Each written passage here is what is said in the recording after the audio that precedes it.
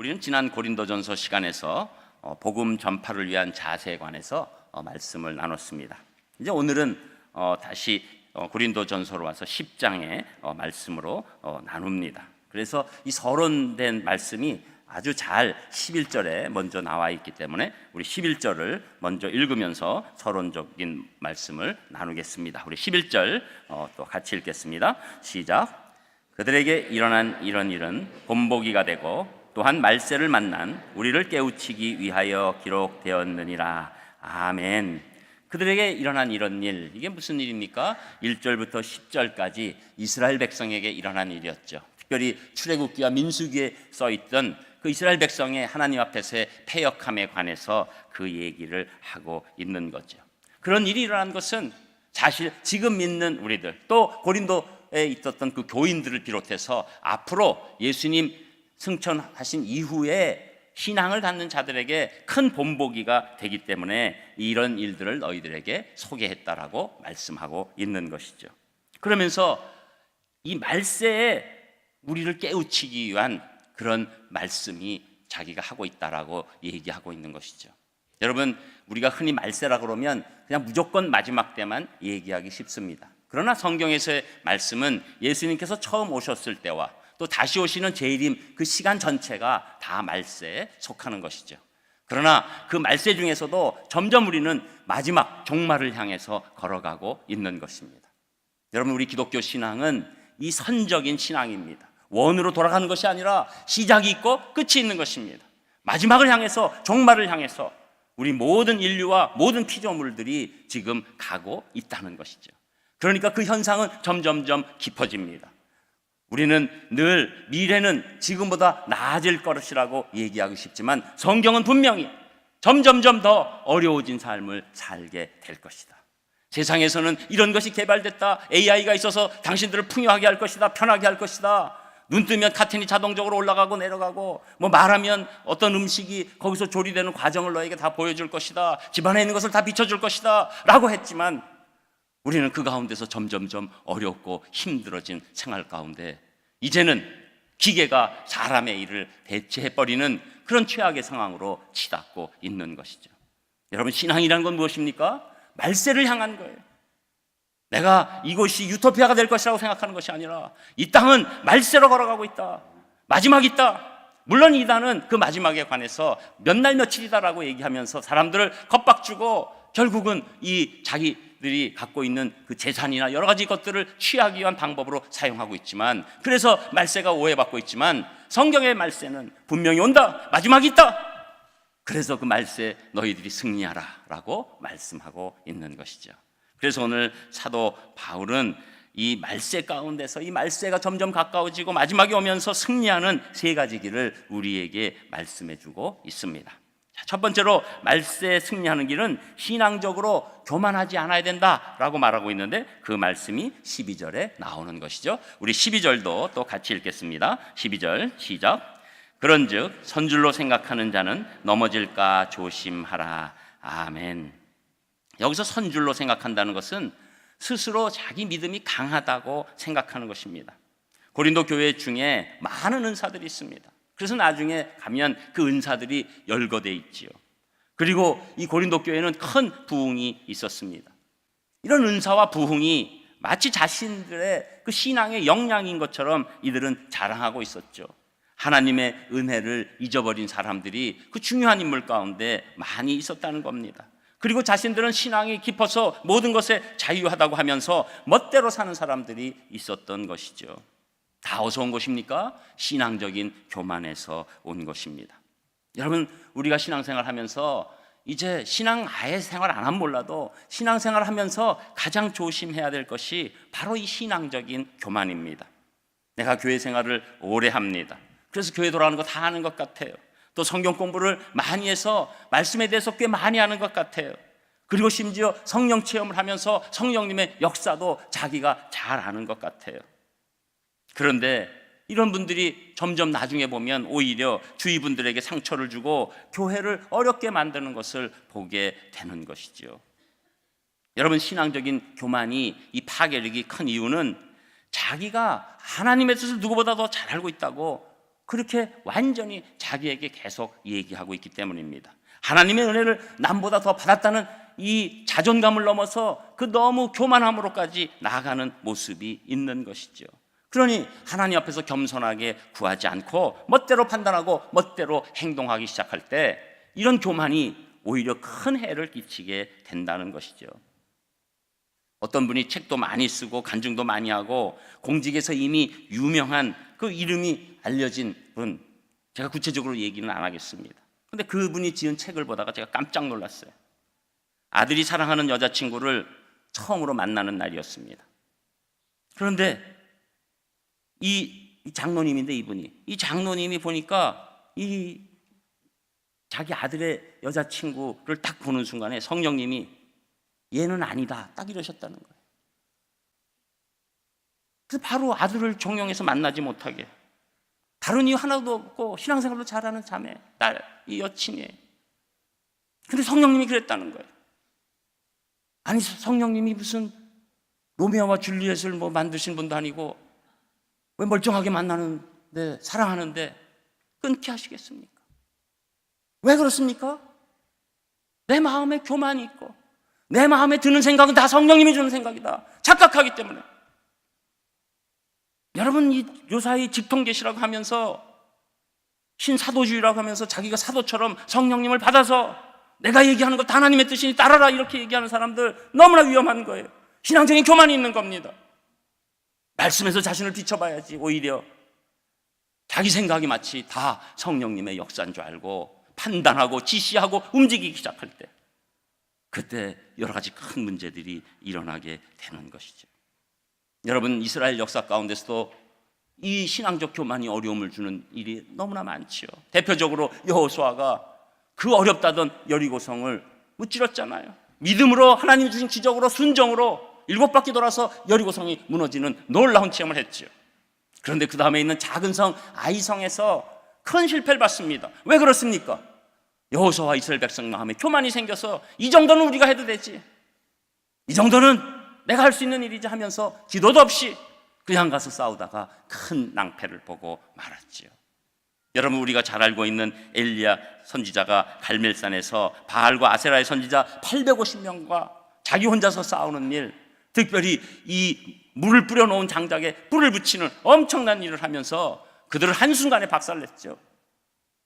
그런데 그때 신앙적 교만이 있으니까 내가 뭐 이러고 있었는데 그 교만이 오히려 자기를 약하게 만들면서 그 당시에 있었던 왕비가 이제 자기를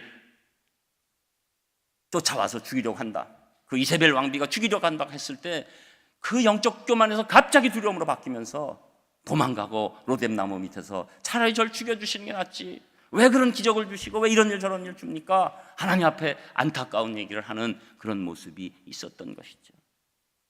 여러분, 우리가 선줄로 생각하고 신앙적 교만이 오기 시작하면 그때부터 큰 일이 일어날 수 있다는 겁니다. 여러분, 우리 영적으로 항상 겸손해야 합니다. 우리가 하나님 앞에서 모든 것, 내가 하나님 하나만 건드려도 내가 아무것도 할 수 없는 그것을 알고 하나님 앞에서 겸손함으로, 내가 영적으로 겸손함으로, 또 실제적인 삶에서 겸손함으로 나아가야 되는 것이죠. 나는 뭐 이 정도 신앙생활 했으니 괜찮을 거야. 이것은 사단의 아주 우리를 쓰러뜨리는 가장 강력한 음성이에요. 우리는 오직 하나님 없으면 제가 안 됩니다. 제가 지금까지 온 것 다 하나님의 은혜지요. 제가 지금까지 이 정도 사역을 하고 이 정도 모든 것 감당할 수 있는 것 다 하나님 도와주셨죠. 이건 그냥 하나님 앞에 이빨림이 아니에요. 따져보면 그렇습니다. 하나하나 우리가 수만 가지의 조건이 돌아가서 오늘 이 시간에 있는 것입니다. 하나만 빼보세요. 여러분, 우리가 발가락에 가시 하나만 박혀도 얼마나 우리가 힘듭니까? 그런데 우리가 여기 지금 있고 하나님 앞에서 가장 소중한 예배를 드릴 수 있다는 것, 만 가지 은혜가 임했기 때문입니다. 저는 여러분들이 무슨 일이 있어도 영적으로 겸손하고 실적인 삶에서도 겸손한 삶 사시기를 주님의 이름으로 축복합니다. 여러분, 겸손 가운데 나오는 모습이 뭐죠? 그게 감사예요. 여러분, 교만하면 감사는 떨어지는 거예요. 내가 이 정도 했는데 그럼 이 정도 안 받나? 그러나 겸손해서 모든 것이 제가 받을 것 없는 사람이 이렇게 받았군요. 여러분, 겸손하다고 해서 우리가 바라는 것을 바라지 말라는 게 아니에요. 여러분, 우리가 살고 있는 그 집이 소중하게 여기는 분이, 하나님, 제가 이게 이런 것들이 있어서 제가 이거보다 조금 나은 집으로 가고 싶은데 하나님 괜찮을까요? 이런 건 겸손한 것입니다. 그러나 교만한 것은, 제가 이 정도 이까지 집 살자고 여기까지 온 줄 아세요? 왜 나는 가는 곳마다 왜 이렇습니까? 교만해서 그렇습니다. 여러분, 겸손과 감사가 한 세트로 걸어가는 귀한 발걸음인 줄 믿습니다. 두 번째로 말세 승리하는 길은 시험이 오지만 감당할 수 있음을 믿어야 한다는 것이죠. 그 말씀이 13절에 나옵니다. 우리 13절 또 같이 읽겠습니다. 시작. 사람이 감당할 시험밖에는 너희가 당한 것이 없나니 오직 하나님은 미쁘사 너희가 감당하지 못할 시험을 당함을 허락하지 아니하시고 시험 당할 즈음에 또한 피할 길을 내사 너희로 능히 감당하게 하시느니라. 아멘. 이 구절은 많은 분들이 외우는 구절이에요. 너무 좋은 구절이죠. 그래서 하나님께서는 사람이 감당할 시험밖에 허락하지 않으신다는 거예요. 여러분, 우리는 꼭 알아야 될 것이, 크리스찬이 됐다고 해서 우리에게 시험이 오지 않는다, 착각입니다. 여러분, 보통 무속인들이 하는 것은 아예 시험이 오지 않도록 내가 막아준다는 거예요. 부적붙이라는 거예요. 베개 밑에다가 이상한 거 집어넣어 보라는 거예요. 심지어 속옷에다 뭘 집어넣고 다니라는 거예요. 오다가 막는다는 거예요. 여러분, 일반적인 이 운동선수들이 아주 그 징크스들이 많아요. 그래서 옛날에도 보면 우리 잘 알고 있는 박찬호 선수 수염 깎았다가 길렀다가, 머리 깎았다가 길렀다가, 저도 그렇게 됐으면 좋겠어요. 깎을 수도 있고 막 이렇게 했으면. 막 징크스가 막 많아요. 왜? 그런 일을 아예 오지 않게 하자는 거예요.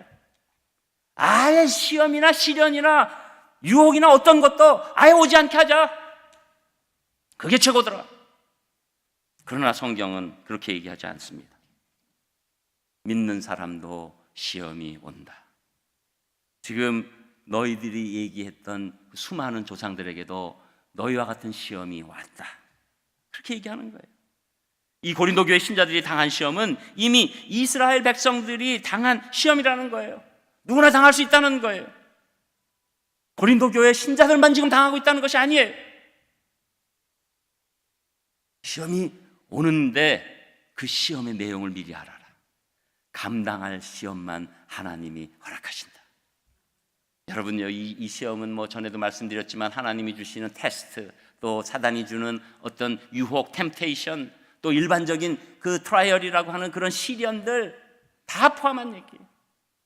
다 하나님 장중 안에 하나님이 감당하실 시험만을 우리가 하나님의 자녀이기 때문에 그 안에서 허락하신다. 그게 우리의 믿음이에요. 여러분, 절대 여러분 인생에서 시련이 오지 않을 거라고 생각하지 마십시오. 시련은 옵니다. 그러나 하나님께서 여러분 감당하시는 수준 안에 허락하시는 걸 믿으시기를 바랍니다. 여러분, 우리가 운동 경기 팀을 잘 운영하는 코치를 보면 아주 약팀이랑 연습을 안 시키죠. 왜냐하면 자만하니까. 그렇다고 해서 너무너무 강팀, 중학교 지금 축구팀인데 뭐 대학교 팀이나 뭐 실업팀을 데려다가 연습시키지 않지요. 왜냐하면 좌절하니까. 가장 잘하는 코치는 조금 더 높은 수준의 팀을 불러다가 연습시키는 거죠. 그럴 때 배움이 크죠. 하나님께서 우리 인생을 다루시는 겁니다. 우리는 뭐 엄청난 시험이라고 생각해도 하나님이 감당할 만한 시험만 허락하시는 거예요. 그 가운데 우리가 성장해 가는 거예요. 대표적으로 고난의 그 모든 표본이 되고 있는 욥을 바라보면 욥에 대해서 이 큰 시련이 왔을 때 그 시련은 사단이 공작한 거였습니다. 그러나 하나님 허락 없이는 안 되니까 하나님께서 허락하셔서 욥이 갖고 있는 재물과 자녀들까지만 상하게 허락하셨죠. 그 허락 가운데 실제로 욥은 자녀도 잃고 자기 재물도 잃는 비극적인 상황이 됐죠. 또 사단이 와서 하나님이 맨날 도와주시니까 저렇게 욥이 믿음을 갖고 있는 거니 이번에는 어떤 모든 것들을 다 상하게 저 욥 자체를 끝내게 하는 걸 허락해달라고 해도 하나님께서 허락할 수 없다. 욥의 생명을 내가 뺏어갈 수 없다. 그러니까 온몸에 어려운 일들이 일어났죠. 그러나 다 한계가 있었던 것입니다. 욥의 생명을 건드릴 수 없었던 거예요. 하나님의 통제 가운데 허락된 시험이 우리 인생에 있는 것입니다. 여러분 두 가지를 꼭 생각하셔야 됩니다. 여러분 인생에 꼭 시험과 시련이 있을 것입니다. 그러나 하나님께서 감당하실 시련만 허락하시는 줄 믿습니다. 이게 성경이 주시는 우리를 향한 말씀이에요. 그래서 우리는 이 시험을 이겨나가야 되는데, 여러분 시험은 지금 제가 말씀드리는 건 여러분 시험 쉽다 이런 얘기 아니에요. 시험이 어렵잖아요. 전 지금도 기억해요. 고등학교 때 막 하는데 한 분이 막 그냥 너무 어렵게 리아카를 맞고 언덕을 막 올라가는 것 같아서 제가 그때는 괜히 그렇게 착한 애도 아니었는데 왜 착한 마음이 들었는지 이렇게 조금 밀어드렸어요. 저 절대 그런 아이가 아니었으니까 너무 오해하지 마시고, 그때 왜 그랬는지 밀어드리면서 철이 없으니까 아저씨 왜 이렇게 힘든 일을 하세요? 딴 거 하시지. 철이 없죠. 그러니까 이 아저씨가 저를 보면서 야 나는 그래도 너가 되고 싶지 않다. 야 너 시험도 얼마나 너 시험 힘들지? 나 시험 생각만 하면 나 이게 좋아. 여러분 우리가 지금 이렇게 있으니까 애들 보고 야 열심히 하지. 우리 시험 칠 때 얼마나 힘들었습니까? 우리 이제 애들 보고 시험해도 우리 기껏해 옆에서 앉아서 이렇게 있고 졸기는 하고 이러지. 공부하는 애들 그때 공부할 때 얼마나 힘들었어요. 또 그때는 또 얼마나 놀고 싶어요. 나가서 힘들죠. 하나님께서 여러분 시험 힘든 거 모르실까요? 아시죠. 그러나 왜 시험을 허락하십니까? 우리 실력을 증강시켜 주시기 위함이죠. 진짜 인생을 바라보게 하실 그 이유시죠. 인생을 진짜로 해석할 수 있는 능력을 주시기 위함이죠. 그렇지 않으면 허덕이는 거죠. 인생의 낮은 수준에서 허덕이다가 그것만 모면하려고 하는 인생 살다가 나중에 보면 내 이럴 줄 알았어. 내 이럴 줄 알았어. 이런 고백만이 우리의 고백이 될 수밖에 없습니다. 그러나 하나님께서 시험을 주시고 우리는 이겨내고 하나님께 감사드리고 저에게 이길 힘을 주시고 감당할 시험만 허락하여 주셔서 하나님 너무나도 고맙습니다 라는 사람으로 바꾸어 주시는 거죠. 그리고 시험이 너무 막다른 골목에 이르르면 하나님께서 놀랍게 피할 길을 허락하여 주신다는 겁니다. 여러분 우리가 쫓겨서 낭떠러지에서 심지어 손을 놓을 때가 있어요. 하나님 저는 더 이상 못 견디겠습니다. 놓는데 떨어져요. 그런데 하나님이 밑에서 받쳐주시는 줄 믿습니다. 여러분 동서남북이 다 막혔어요. 그런데 하늘을 바라보고 있을 때 하나님이 하늘로 솟구치는 독수리 같은 믿음을 주시는 줄 믿습니다. 여러분 이것이 하나님께서 우리에게 주시는 여러 가지 어려움들을 해결하시는 방법이고, 그때 우리가 진짜 나아가야 할 인생의 길을 깨닫게 되는 것입니다. 저는 감사하고 다른 사람 보살피고 이런 분들 결정적인 어떤 어려움을 극복한 사람들이에요. 저는 모든 것이 그냥 자동으로 돌아가고 이런 분들이 다른 사람이나 또 여러 가지 상황 가운데 긍휼함을 베푸는 적이 없어요. 여러분 우리가 막 그런 것 없이 자랐을 때 왜 저 사람들은 저렇게 하고 살지? 이렇게 판단하는 거죠. 왜 저 사람들은 저것뿐이 안 되지? 그러나 그 어려움을 통과해낸 저 사람은 하나님을 알게 되고 인간을 향한 진정한 사랑을 깨닫게 되고 내가 얼마나 부족한지를 알게 되는 것입니다. 저는 우리 사랑하는 성도님들 정말로 어떤 시험과 시련이 와도 하나님의 힘으로 이 말세에 이겨내시는 귀한 분들 되시기를 주님의 이름으로 축복합니다. 그리고 끝으로 세 번째, 말세에 승리하는 길은 우상 숭배를 피해야 된다, 이 말씀을 하고 있는데 그 말씀이 14절에 나오는 것입니다. 우리 14절 또 같이 읽겠습니다. 시작. 그런즉 내 사랑하는 자들아 우상 숭배하는 일을 피하라. 아멘. 늘 우상숭배는 하나님 견디시기 어려운 일이에요. 우상숭배 범죄가 가장 큰 범죄죠. 특별히 오늘 말씀은 출애굽기 32장을 생각하면서 사도 바울이 말씀할 거라고 생각합니다. 출애굽기 32장에 보면 모세가 시내산에 올라가서 있는 동안에 이스라엘 백성들이 금송아지를 만들지요. 이 금송아지가 사실은 우리를 인도했다. 그리고 이 금송아지가 앞으로도 인도를 하고 우리에게 부와 그리고 힘과 능력을 줄 것이다. 왜 금송아지를 만들었습니까? 보이지 않는 하나님을 더 이상 믿고 가기가 벅차고 안타까운 거예요. 보이는 하나님을 만들고 싶은 거예요. 여러분, 이것이 우상이에요. 보이지 하나님을 믿음으로 믿는 것이 아니라 보이는 것에 의존하려고 하는 그런 것이 우상이라는 거예요. 그것이 특별히 골로새서 3장 5절에 보면 탐심은 곧 우상 숭배니라. 하나님 없이 멋대로 자기 욕심을 누리고 살겠다는 것, 탐심이 우상 숭배다. 이 땅에서 어떤 것보다도 하나님의 존재보다 더 위로 놓으려고 하는 것이 우상 숭배다. 그것이 아무리 선한 것 같아도 하나님보다 높아져 있는 것, 그것이 우상 숭배다. 대표적으로 우리 자본주의 사회에서 뭐가 우상이 되기 쉽습니까? 당연히 재물이죠. 재물이 가장 크죠. 그거 외에도 또 우리가 갖고 있는 여러 가지가 있잖아요.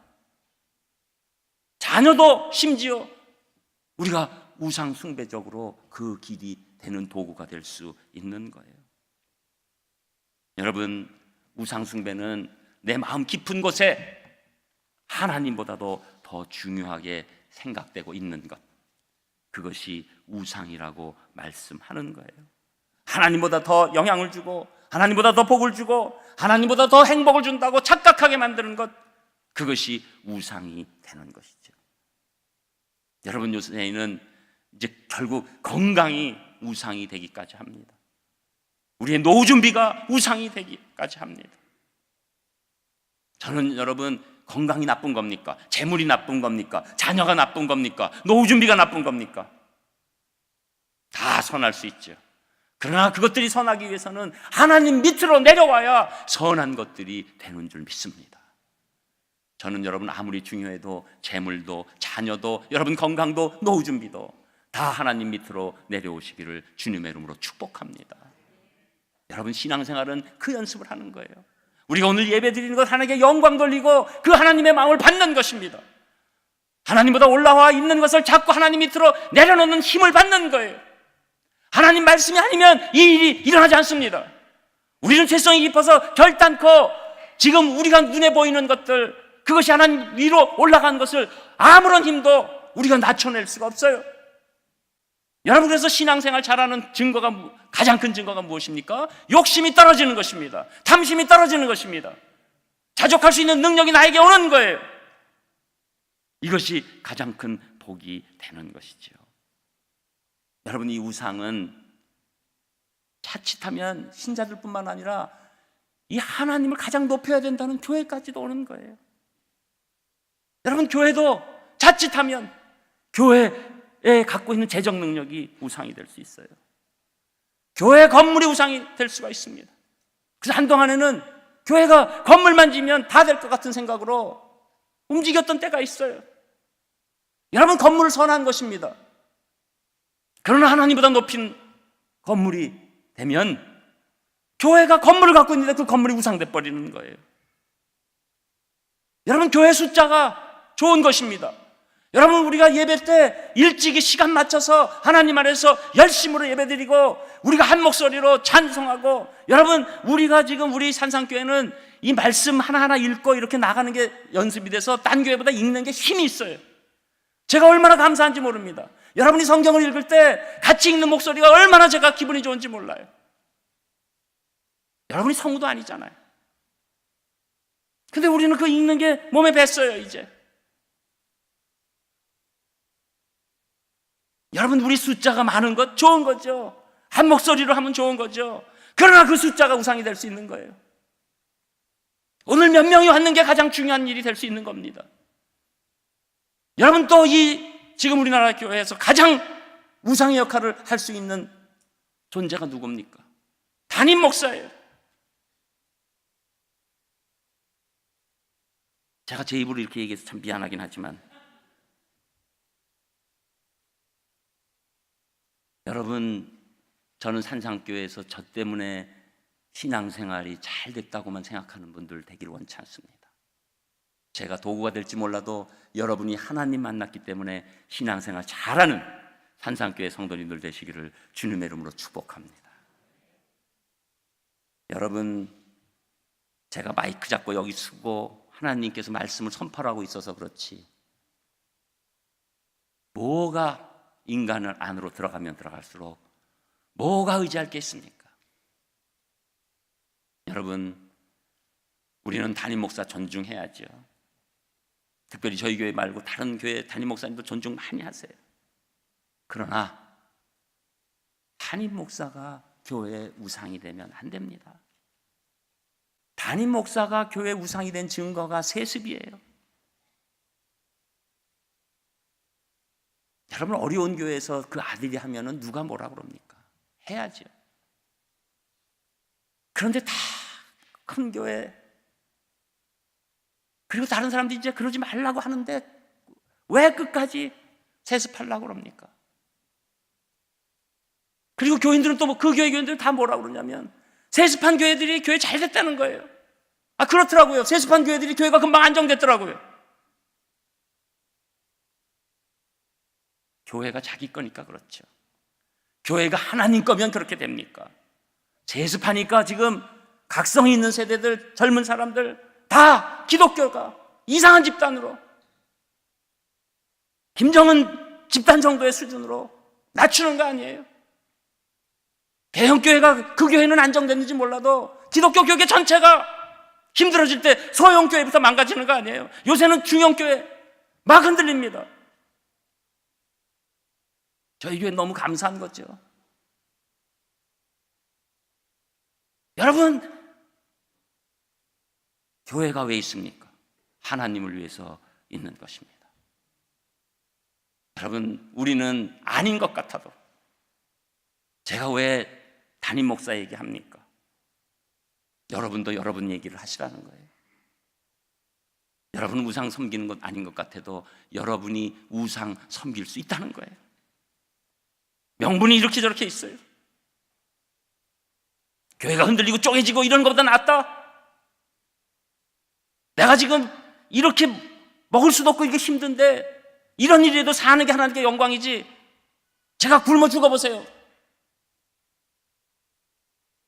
잠깐만 참으세요. 요번만. 우리도 우상 숭배하는 거죠. 자녀가 우상이 되니까 고3 때는 엄마가 예배 잘 드릴 테니까 네가 공부 열심히 해라. 여러분, 이것이 우리가 우리를 바라봐야 하는 것입니다. 여러분, 하나님께서는 우리가 하나님께서 원하시는 선한 길을 걸어가면 우리가 우상되지 않게끔 막았던 것들에 붙여주시는 복이 저는 있는 줄 확신합니다.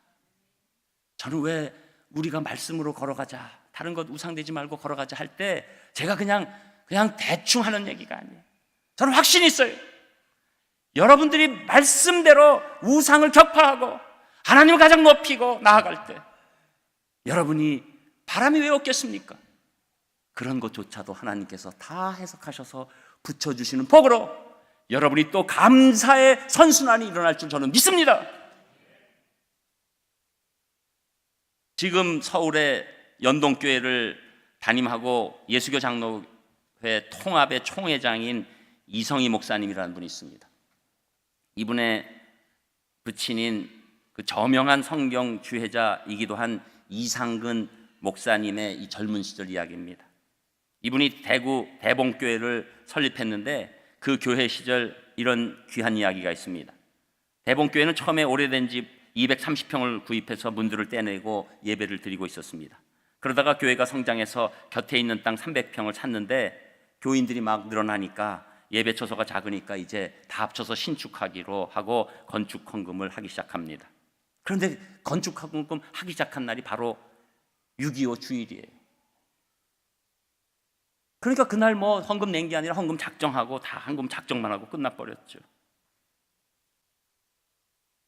공산당이 쳐들어와서 뭐 순식간에 전국이 점령되고 뭐 이제 대구 부근까지도 와서 이제 뭐 어떻게 될지 모르는 상황이니까 성도들이 다 피난하는데, 성도들이 자기들이 언제 들어갈지 모른다는 생각에 이 헌금 약속한 거를 그 작정한 분들은 대충들 내고 간 거예요. 그러니까 그 당시 무조건 현찰이잖아요. 그 얼마나 선한 분들이에요. 그냥 자기 작정했으면 아유 잘 됐네, 이거 나중에 또 언제 와가지고 또 딴 교회 갈지도 모르니까 뭐 전쟁 났는데 어떻게 돼, 이게 아니라 내가 작정했는데 이거 전쟁 나면 못 돌아오면 내가 안 되지. 그래서 그냥 현금들을 갖고 와가지고 그냥 목사님 방에 현금이 이제 찼어요.